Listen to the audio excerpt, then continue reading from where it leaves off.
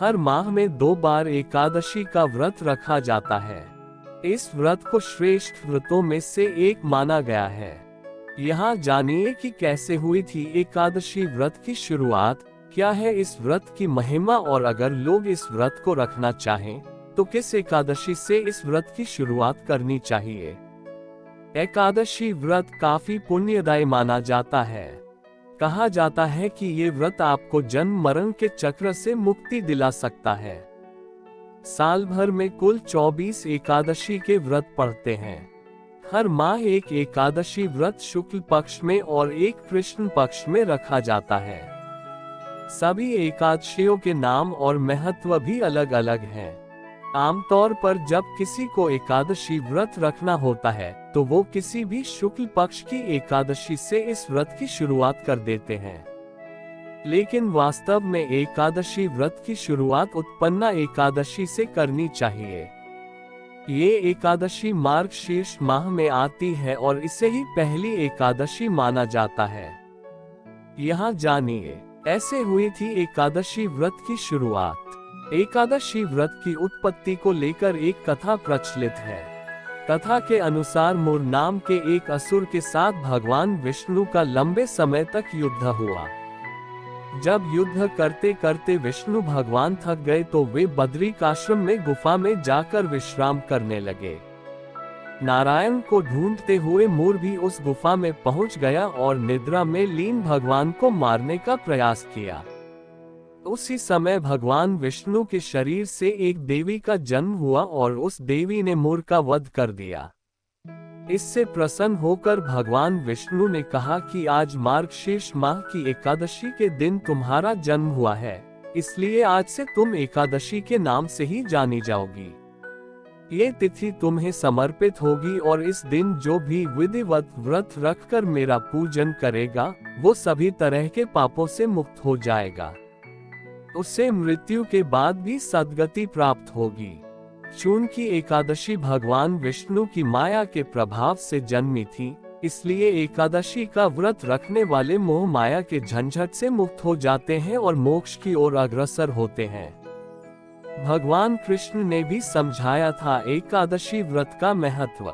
द्वापर युग में भगवान श्री कृष्ण ने भी पांडवों को एकादशी के व्रत का महत्व बताया था।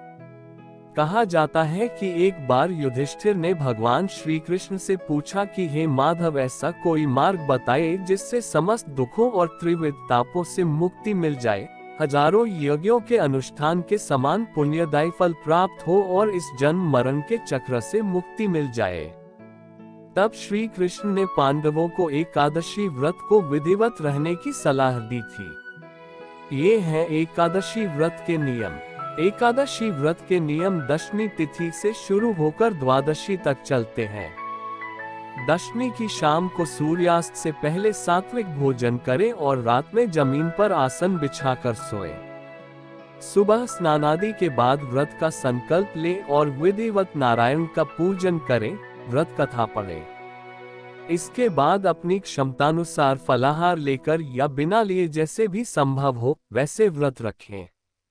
रात में जागकर नारायण का ध्यान करें, भजन कीर्तन करें। अगले दिन स्नान आदि के बाद किसी ब्राह्मण को भोजन कराएं। उसे सामर्थ्य के अनुसार दान दें और इसके बाद पैर छूकर आशीर्वाद लें, फिर व्रत का पारण करें। एक दशमी के दिन मांस, लहसुन, प्याज, मसूर की दाल आदि निषेध वस्तुओं का सेवन नहीं करना चाहिए। 2 रात्रि को पूर्ण ब्रह्मचर्य का पालन करना चाहिए तथा भोग विलास से दूर रहना चाहिए। 3 एकादशी के दिन प्रातः लकड़ी का दातुन न करें। नींबू, जामुन या आम के पत्ते लेकर चबा लें और अंगुली से कंठ साफ कर लें। वृक्ष से पत्ता तोड़ना भी वर्जित है, अतः स्वयं गिरा हुआ पत्ता लेकर सेवन करें। 4 यदि यह संभव न हो तो पानी से 12 बार कुल्ले कर लें। फिर स्नान आदि कर मंदिर में जाकर गीता पाठ करें या पुरोहित जी से गीता पाठ का श्रवण करें। 5 फिर प्रभु के सामने इस प्रकार प्रण करना चाहिए कि आज मैं चोर, पाखंडी और दुराचारी मनुष्यों से बात नहीं करूंगा और न ही किसी का दिल दुखाऊंगा। रात्रि को जागरण कर कीर्तन करूंगा। 6 तत्पश्चात ओम नमो भगवते वासुदेवाय इस द्वादश मंत्र का जाप करें। राम, कृष्ण, नारायण आदि विष्णु के सहस्रनाम को कंठ का भूषण बनाएं। साथ भगवान विष्णु का स्मरण कर प्रार्थना करें और कहे कि हे त्रिलोकीनाथ, मेरी लाज आपके हाथ है, अतः मुझे इस प्रण को पूरा करने की शक्ति प्रदान करना। 8 यदि भूलवश किसी निंदक से बात कर भी ली तो भगवान सूर्य नारायण के दर्शन कर धूप दीप से श्रीहरि की पूजा कर क्षमा मांग लेना चाहिए। 9 एकादशी के दिन घर में झाड़ू नहीं लगाना चाहिए, क्योंकि चींटी आदि सूक्ष्म जीवों की मृत्यु का भय रहता है। इस दिन बाल नहीं कटवाना चाहिए, नहीं अधिक बोलना चाहिए। अधिक बोलने से मुख से न बोलने वाले शब्द भी निकल जाते हैं। 10 इस दिन यथाशक्ति दान करना चाहिए, किंतु स्वयं किसी का दिया हुआ अन्न आदि कदापि ग्रहण न करें।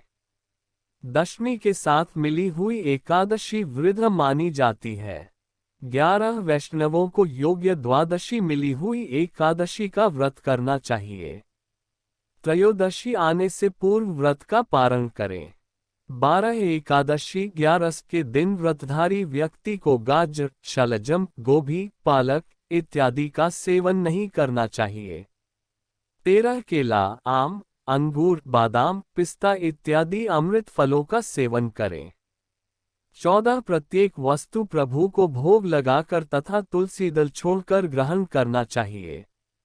16 द्वादशी के दिन ब्राह्मणों को मिष्ठान दक्षिणा देना चाहिए। 17 क्रोध नहीं करते हुए मधुर वचन बोलना चाहिए। इस व्रत को करने वाला दिव्य फल प्राप्त करता है और उसके जीवन के सारे कष्ट समाप्त हो जाते हैं। ओम जय हरि ओम नमो भगवते वासुदेवाय।